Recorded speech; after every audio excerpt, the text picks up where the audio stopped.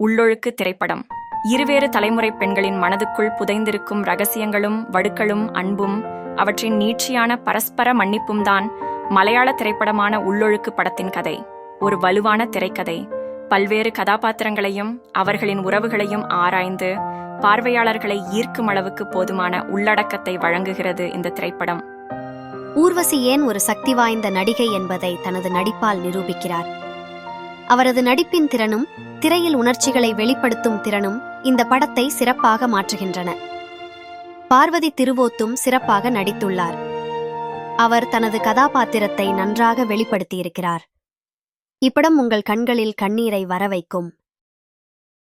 இந்த திரைப்படம் சமூக நிர்பந்தத்துக்கு உள்ளான இரு தலைமுறை பெண்களின் வாழ்வியலையும் அவர்களின் விருப்பத்தையும் நிதானமான திரைக்கதையுடன் கடத்தும் அழுத்தமான படைப்பு.